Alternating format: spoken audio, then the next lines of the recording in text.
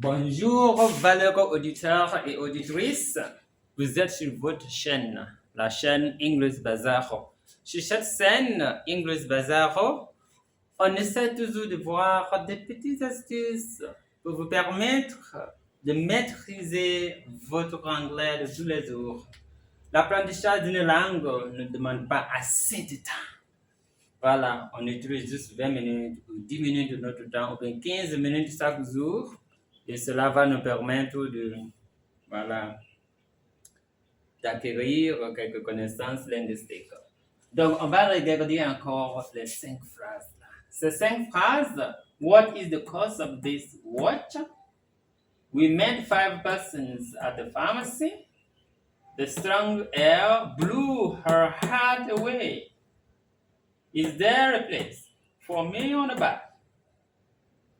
When I entered the room, I found a book on the ground. So this week we focus on correcting some careless mistakes that we may make during our practices. Right.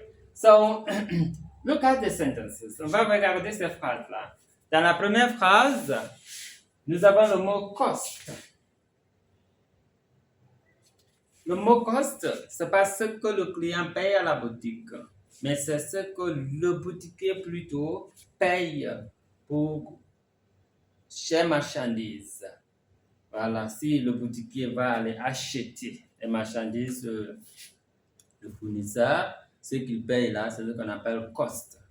Mais nous, en tant que client ordinaire, quand il vient pour détailler, nous qui partons pour acheter les petites quantités, on donne l'argent qu'on donne là, on appelle ça price.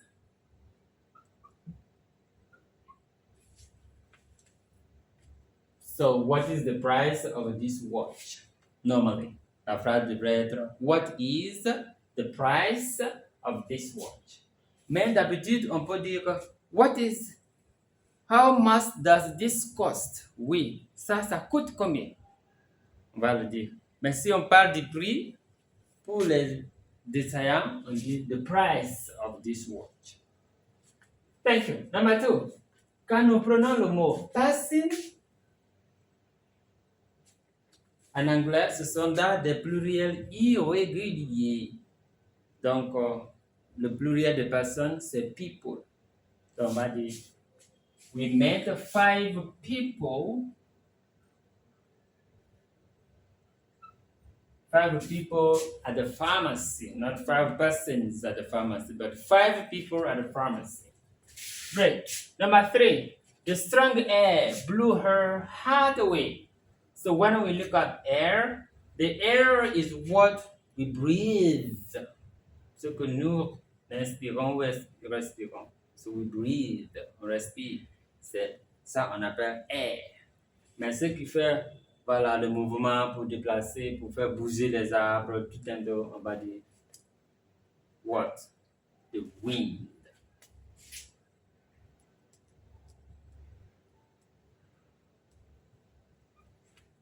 Le vent fort, we know lève fort. So the vent fort, the strong wind blew her heart away. Faire envoler son bonnet, donc enleva son bonnet ou jeta son bonnet loin. Donc, is there a place, quand nous rentrons dans les voitures, les bus, la place là où nous nous asseyons, on appelle ça room.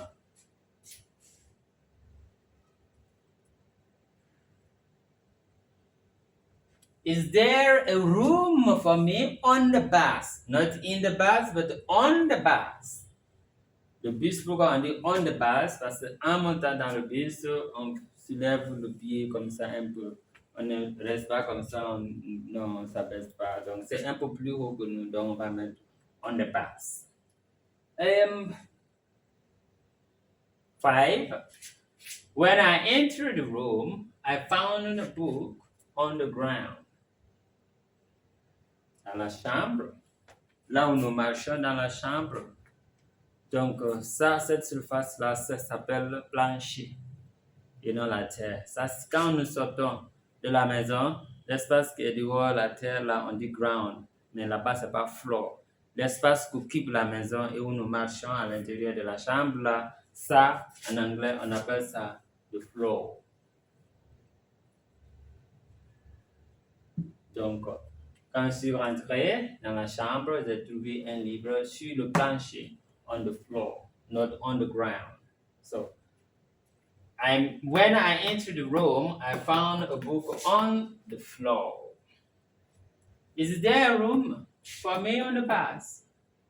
The strong wind blew her heart away. We met 5 people at the pharmacy. What is the price of your watch?